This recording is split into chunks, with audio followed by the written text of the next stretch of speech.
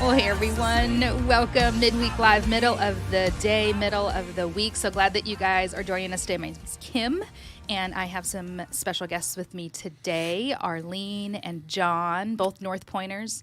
Been coming for a little while now. I how many years? I think like 4 or 5 years. Yeah, I would have guessed about 4 or 5 based off of some of the conversations we've had. You know, this is our last episode for October. And October is Breast Cancer Awareness Month. And Angela Udachetta, who was actually on just last week with her husband, actually gave me Arlene's name and said, you've just got to hear her story. You've just got to hear what has happened just in her life. And so I got a chance. You're actually volunteering inside of our office right now. Yes. So thank you so much for doing that. All the ways that you are working behind the scenes nobody even knows about. Yeah. So yay. Thank you so much. And we got a chance to sit just recently, Monday, talking and just hearing a little bit of your story. And so with it being Breast Cancer Awareness Month, I really wanted to spend some time talking with someone going through that, having gone through it.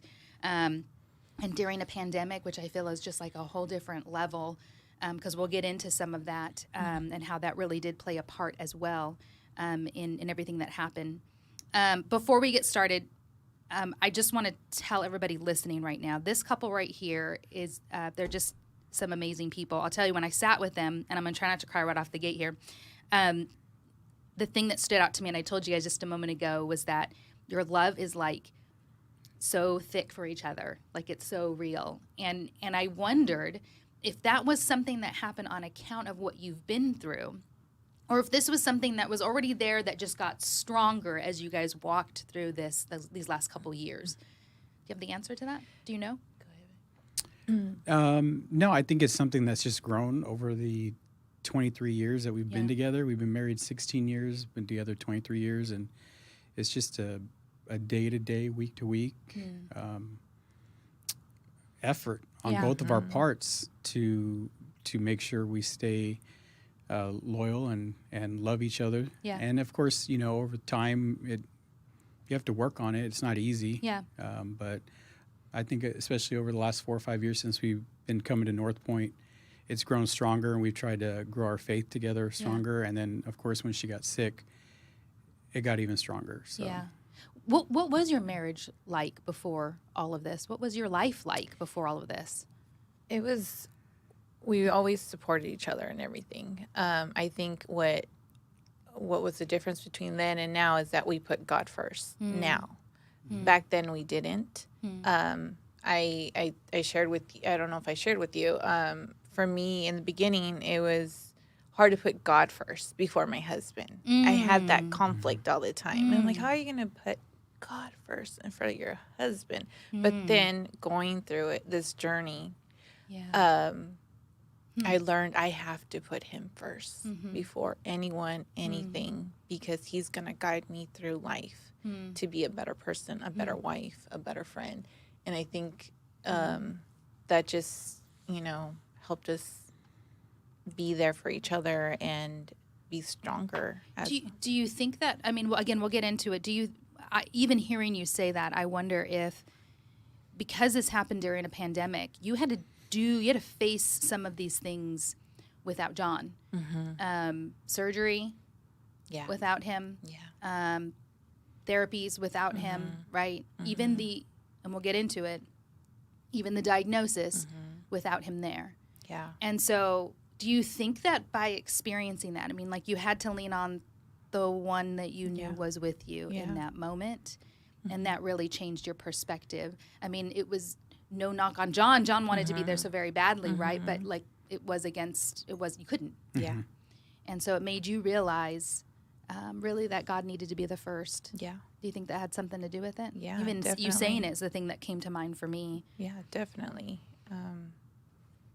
I had to rely on him. Even though I was physically there alone, I felt him guiding me through it. And, everything to that point, I felt like he was there setting me up for this moment. Yeah. Yeah. And so I can be strong. Yeah. Okay. So does breast cancer run in your family? No. I wanted to say that because I think that is the thing that stood out to me quite a bit in hearing your story. Often, so often you hear that it just runs in the family. But that was not your case at all. No. And so this really feels like it comes out of left field. Yeah. Although, did you have a concern that was possible because you had some issues in the past? Yeah, but I was really responsible, and I would check myself monthly, and then, for a couple months I stopped, and I think that's when, I felt it because my son had hugged me, and I felt a sharp pain, and then that's what made me feel it, and, everything happened after that. Yeah. So. Yeah, so you hear this. I think you said you held it. You didn't tell him anything for about a week. Am I right? Yeah. And then you mentioned it because you knew what he was going to say. Yeah. And immediately you did exactly. Yeah. She tells me, and because of the issues she's had before, I was like, you need to go. You need to go to the doctor right away. We don't want to ignore it. Because I know her. She puts the kids first. She puts us first. She'd ignore it. Yeah. And put it off. And thank God we did, because we don't know what the results would have been had she not gone immediately, if not caught early. Yeah. He was very persistent. He said, basically handed me my phone, call the doctor. all but typed in the number. Stop everything you're doing right now and call. Yeah. Just so that we know if it's something that we can take care of. Yeah. Let's do it. Like I said, I didn't think it was going to be breast cancer. But. Yeah. So you go through some testing. Take me to the moment you knew. Okay, so I remember you said you received a phone call. They really wanted to just kind of have you come in. Mm-hmm. You didn't think that was weird. You kind of felt inside your heart, this is not normal. Yes. You also knew you couldn't go with her. Mm-hmm. Did you feel any of those things, Arlene? I think my mind was telling me that it was nothing, right? Yeah. But my heart was telling me it was something. Yeah. And I think I was just trying to be strong and just go in there and find out what it is and just go from there. Mm-hmm. I think I was more upset that, because of COVID, he couldn't be there. Right. And so I'm going alone. And I think that's what kind of distracted me. Yeah. And there was just a lot of distraction because there were so many people there by themselves. And, with COVID, people were with gloves and, it was to the extreme. Yeah. But I think, at some point, I knew something was just not right, You were taken to a room you hadn't been in before, and that felt a little scary. I came into a room with a box of tissues just like this. And it wasn't an examination room. It was a room where they're going to tell you some news you don't want to hear. Yeah. And I remember sitting there all alone, and I think God kind of whispered in my ear. And I knew then. And I just remember bowing my head and just praying. Praying to him out loud and asking him to give me the strength I needed to hear what I needed to hear. So I could get it out of my system, get it out of me, and go from there. Did you think about contacting John at all, texting him at that point? I think I was just so in the moment of having my, just being alone and giving it all to God right there. And I feel like if I would have called him without the actual news or anything, I would worry him. And I didn't want to worry him until I finally knew what was going on. Yeah. So how were you told about this news? Like, how are they wording this to you? They told me they got my results in, and they had found some cancerous cells. And then that's when they told me I had breast cancer, and it was invasive ductal carcinoma. And then they told me that it was curable. And that's what I needed to hear. Even though the news came to me like in one ear, out the other, because then they were telling me about, how it was curable. It was just a shock. Yeah. Was that hopeful? Was that, hearing curable, Yeah, very hopeful. And I just wanted to hear, how is it curable? Like, Right. okay, no, you're telling me it's curable. What can we do to get it, taken care of? Yeah. But yeah, that was very hopeful just to hear that. And they said my type of cancer is very curable nowadays. And that's the thing too, when they say nowadays, this is so common. And I thought, wow, like that's why, it happened to me. Yeah, and I remember, Helen was on a couple weeks ago, and I remember she said, cancer is really more of a chronic thing than it is something that that people die from. It's so much more curable than it used to be, and so, I know if it was me, I'd be looking for those same things, those words. So, how did you tell John? I called the number one person I thought would be perfect to be there with me to tell him, and it was my mother-in-law, Rachel.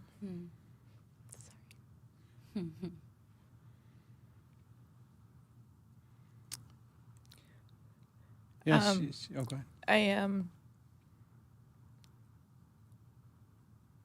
Sorry. You're okay. It's hard things to talk about.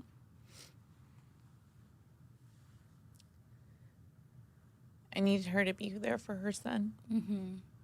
Because through our marriage, through our relationship, that was his number one fear of me getting an illness, especially cancer.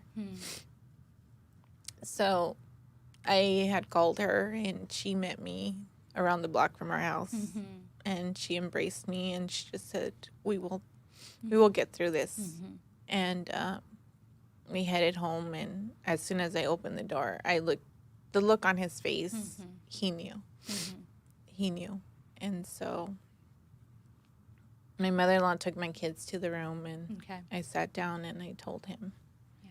And I think he knew, but then he was in shock. Yeah, it's just getting that news, I knew when she left. I just something told me, and when I saw her come through and I saw my mom there, I knew. I knew. You just didn't. It's something different to know, but then to be told. Yeah. Right? There's like a confirmation of the fear. You're hoping, I think, just a little bit that maybe you're just wrong. Slim chance, yeah.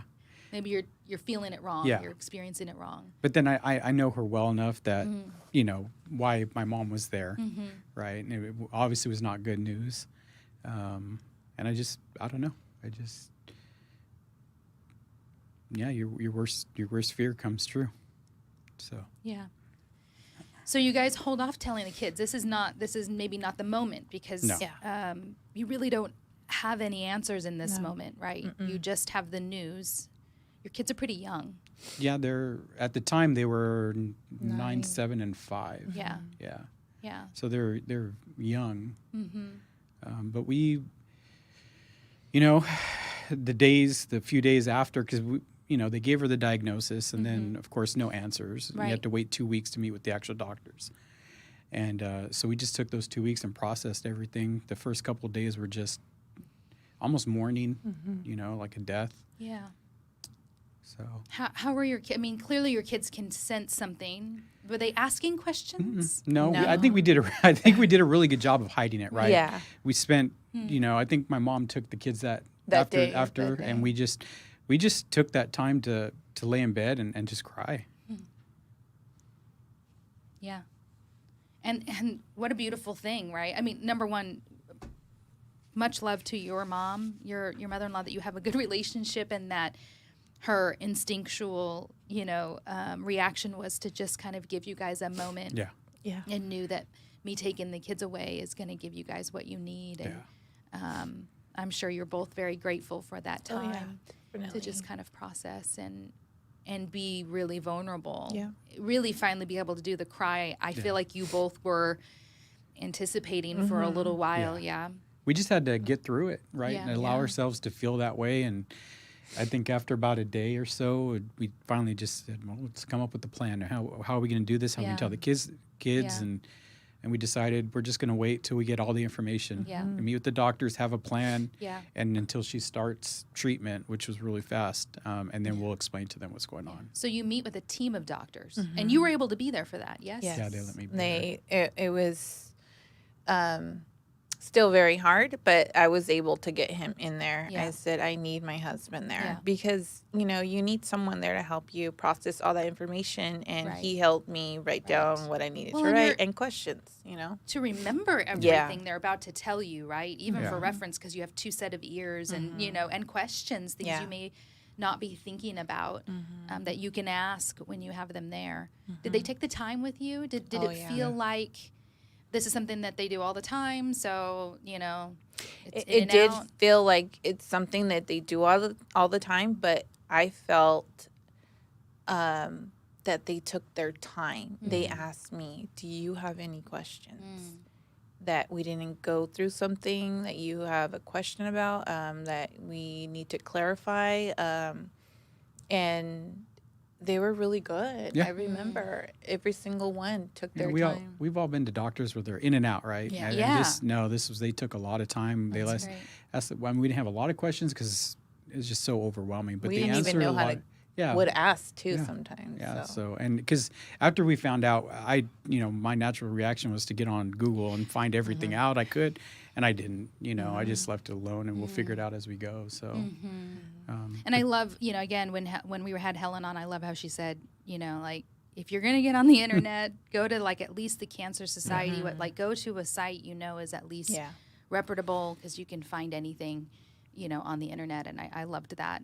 So when you said that, I thought, oh yeah, like, you know, go to the right places. I started for to. sure. Yeah. And I was just like, oh Yeah. no. And she actually came in the room. She's like, No, stop. We're not going to do Yeah. it. Yeah. So tell me, how quick between you getting the diagnosis to starting treatment? Do you know how long? It was everything was like pretty much 2 weeks. You know, in 2 weeks I had my Mediport put in, and then within I think that week I started my first chemo treatment. So gosh, within a month or so. Yeah. Within a month, yeah. Within a month, and Just it fast. that was I was surprised how fast it was going to be. You know? Because when like I said, I just gotten my Mediport, and within that week, they're like, "Okay, you're going to start this week." I'm like, "Oh, you're not going to let it heal?" Yeah. So you experienced the first chemotherapy. Are you feeling nervous about?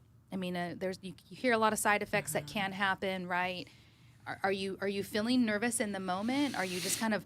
I'd feel like I'd be thinking about like really like attuned to like, okay, am I feeling okay? Am I? You know what I mean? Yeah. Like to any little thing. Yeah. You know, they tell you you're going to start feeling nauseous. They give you something for that before you actually start your chemo. It was a long day, right, babe? We were there, I think it was like 8 or 7. 10, 12 hours. Wow. And then we got home around 5 or 6 or something. It was just a long day because they give you one medication to see how you respond, and then just they're taking their time, and then they go to another one to see, and then so it was a lot of medication that day. And you know, I did read, I mean, my oncologist did tell me, you know, certain things that I would feel. Not everyone's going to feel it, right? You know, and some people feel this, they don't feel that. Right. So I honestly didn't know what to expect, even though they told me all that, right? Because I'm different than anyone else, so I don't know. I think I didn't know. Like I said, I didn't know what to expect, so I just went in there thinking, okay, well, we'll see how it goes, like the first time, and that way I know for the second round how it's going to be. So I was fine. I came home.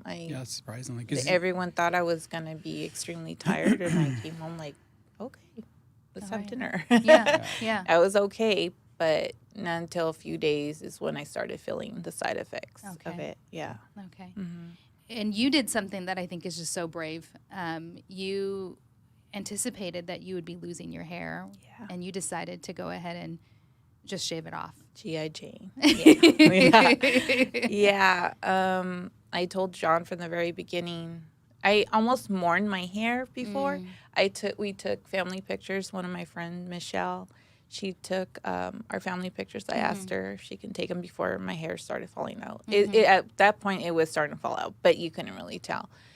And I wanted to document us then, right before our journey, because that Arlene is in my past, and I knew I was going to grow through this journey, and it was almost like saying goodbye to my old self. Mm-hmm. And I didn't want to see my kid. I didn't want my kids to see me with my hair like that. Mm-hmm. And I was hiding it under a hair wrap. And I just decided, I'm going to shave it off once I see my hair really falling out. Mm-hmm. And I felt like I was hiding, and I didn't want to hide. Yeah. And I didn't want cancer to have that control. It was more traumatic that way to see just a little bit, even for me, like laying in bed and seeing her brush her hair and just like getting upset. And I love how you told your kids that you're like preparing them for how different mom was going to look. Yeah, my sister had bought us a book to read to the kids. It was a kid's book about the mom having cancer. About mom having cancer and losing her hair. So that night that you went, then I sat with them and we talked about it and stuff like that. So it was a surprise to them. I don't think they were as shocked or scared. Like, we made everything in our mind worse than it actually was when we told them, because they don't fully understand what cancer is. They don't understand that word like everybody else does, like we do. So they took it really good. Yeah, I was extremely proud of them, because all I needed is to hear them, to see them that they were okay with it. Mom is going through this fight, and we're okay if she wants to shave her head off. And when I walked in, they just hugged me and they said, "Mommy, you look so beautiful." That's awesome. Yeah. I love that. I love that they, and they're young, like you said. I do wonder if the years to come, they might have questions looking back on this time as they process things and understand things even more. But what I love is I just know from having spent time with you guys that you'll be there for that. Whatever those questions are, you guys want to face those with them, right? Yeah, and when that happens, because when we started, she started journaling on her own, and then I started. I didn't tell anybody, but that was my way of coping with it all, and I would start document. So at some point they'll read it, right, and they'll look back and know. And I didn't know that, and he surprised me like a year later with his journals. And you got a chance to read those. Yeah, and it was a beautiful thing because I saw his side of the story. Yeah. Yeah, because you carried a lot. We talked about that. You're kind of having to just have the freedom to sleep if you need to sleep and just get Rest, through this, right? But you've got 3 kids, with the pandemic and doing school online and your own job. And so really kind of weaving your way through it. I imagine that it's got to be hard. Yeah, it was tough. But again, we put our head down day by day, and we had a lot of support. And my friend told me at the very beginning, you're going to have to let people help you, because I'm typing like, no, I got it. No, I totally I'll take care of it. Yep. Right? Yeah, I don't want to put anybody else out. It's cool. We got it. We're good. They said you have to let people. Her sisters came, helped. My sister, all our friends. I mean, with meals and everything, and just coming to clean up the house, and so that I didn't have to work, or even taking care of her some days, so I can go take the kids and still have a normal life with them. So we didn't put them to the side. So or vice versa, they take the kids and I could take care of her. So there was a lot of help. Tribe. Yeah, we had our tribe, and from the day one, my sister, I didn't even know she was coming, and I think you were gonna go to the store, and then you came back, and I'm like, what's going on? I forgot something. Okay, and then I hear a doorbell, and it's my sister, and then my other sister showed up. We're just so thankful for everybody's help. We can't even thank everybody, but it was amazing. It was amazing, and I felt so much love, so much support that we're forever grateful. Forever grateful. How do you think, for individually, how do you think your relationship with the Lord changed during this time? Did it change? Oh, yeah. We grew a stronger friendship with him. And helped. We had a trust in him, and he helped us get through it, the good and the bad, and we just had to go through it to be where we are.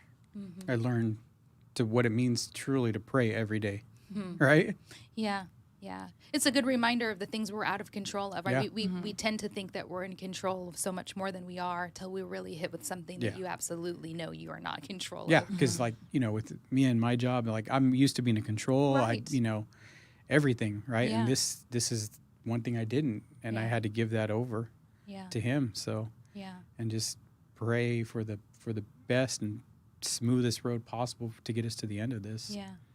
And it happened. Yeah. It happened. I think it's because of our faith. Yeah. So you were you were an honoree earlier this month, and even had your story highlighted in magazine here in Fresno. What was that like to be an honoree? I felt honored when my nurse coordinator, Wendy, reached out to me. I didn't know what to expect, what kind of event it was going to be. And just to be there with all the nurses and doctors that helped me through my journey was a beautiful thing. And then, they linked it with the Pink Patch project. And it was just a beautiful event. And I almost felt like God was giving me another reminder, another blessing of how far I've come. Yeah. And that I have a story to tell. Yeah. And that I can be that person's hope. Yeah. And to give them faith that, if you trust in the Lord, you will get through anything. Yeah. Well, we the days after, we found out the news and we're laying there and we're trying to process it all, and we never asked why,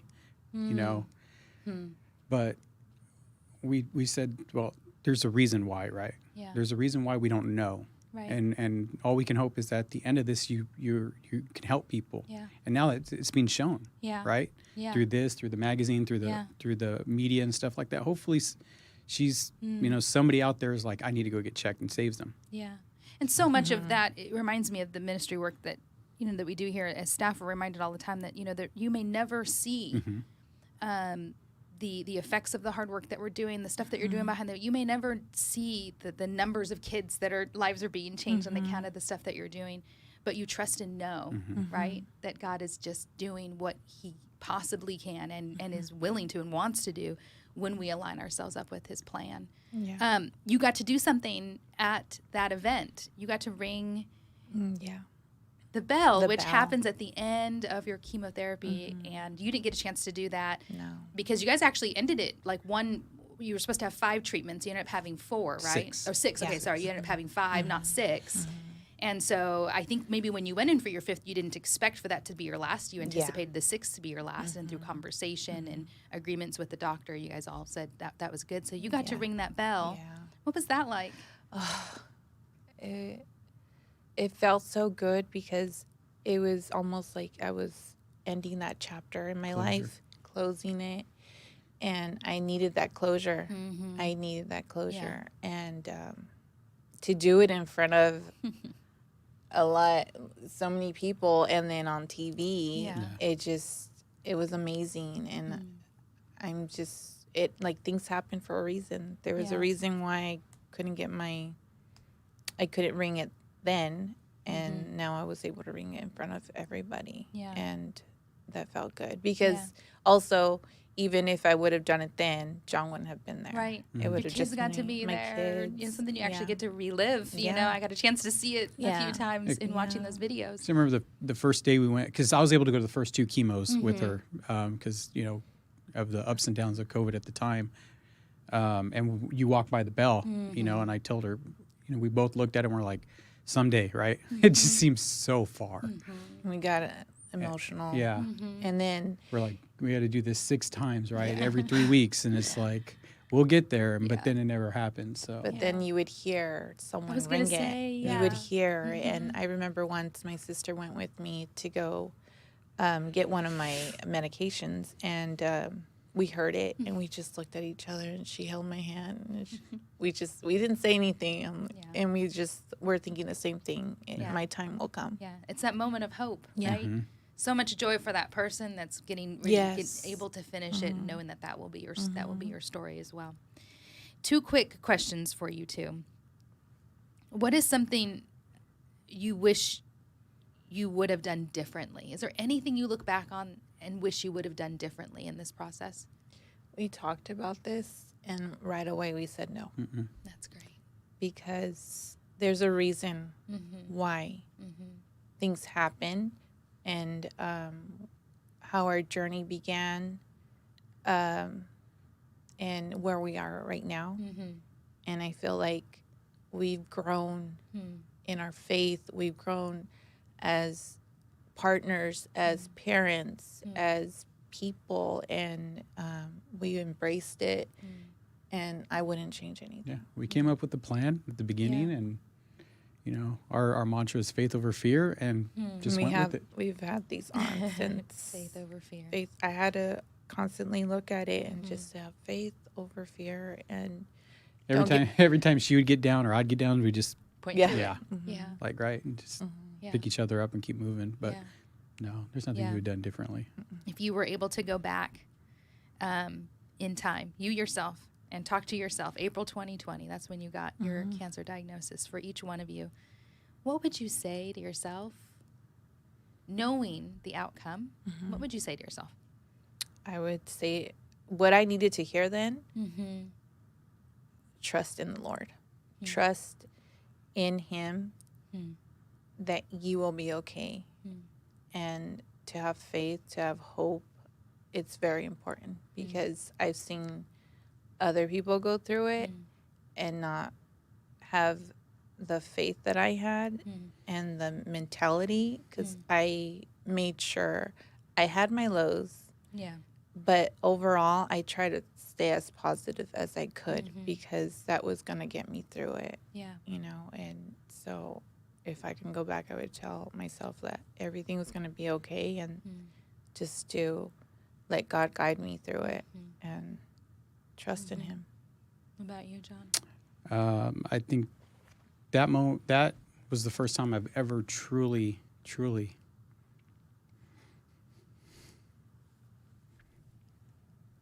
put my faith in God. Sorry. It's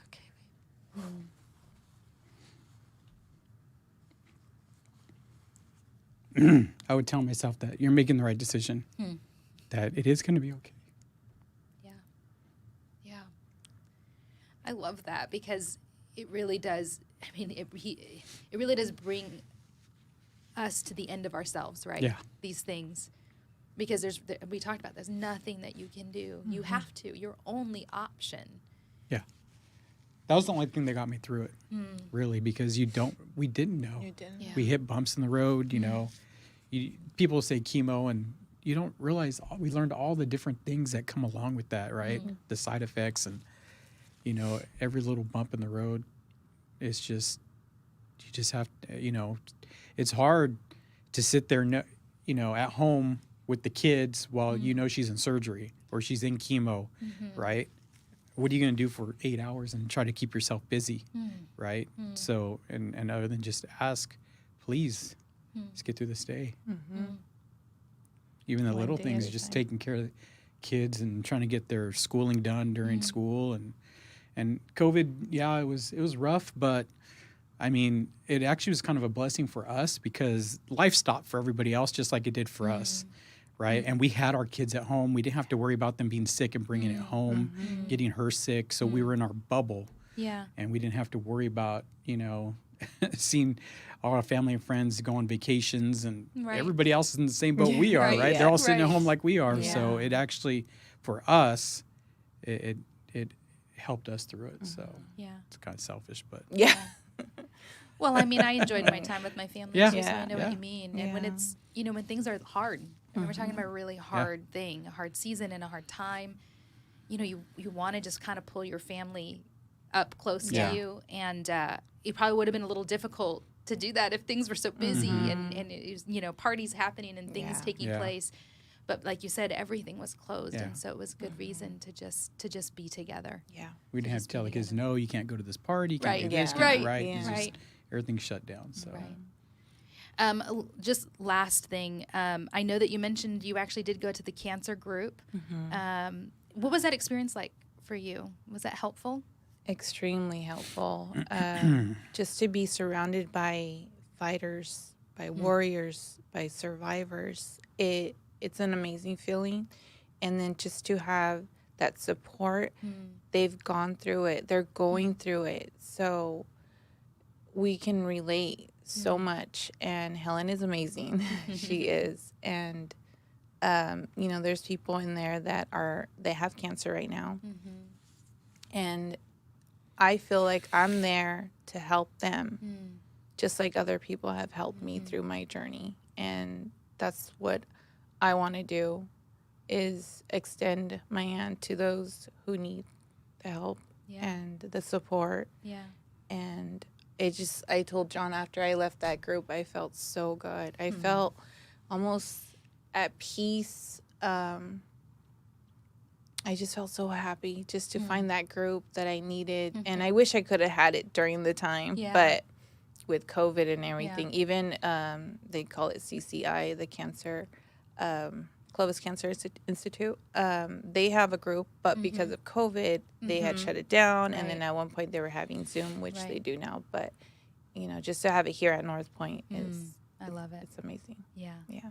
Well, thank you both so much. I know it is not easy to talk about this stuff, whether we're in a coffee shop or whether we're doing it like this, but we can all agree. We just know God is doing big things, mighty things with your story, and he's going to continue to do that. And so I just want to thank you for being willing to go to those vulnerable places, to talk about the difficulty, to talk about the emotion. Those are hard. It means you have to feel that again. It means you have to experience it again. And I'm grateful for both of you to be willing to do that where everybody can hear it. No, thank you. No, thank you. So thanks so much. Guys, we just hope that this has been encouraging. If you are somebody walking through this time, our prayers are going out to you. Let us know how we can help. Definitely make sure that you join the CAST group if you're able to be here in the Fresno Clovis area and come to that and find some hope. Much love to you all. Thanks so much for joining us today, and we will see you guys on Sunday. Have a good one. Bye. Thank you. Thank you.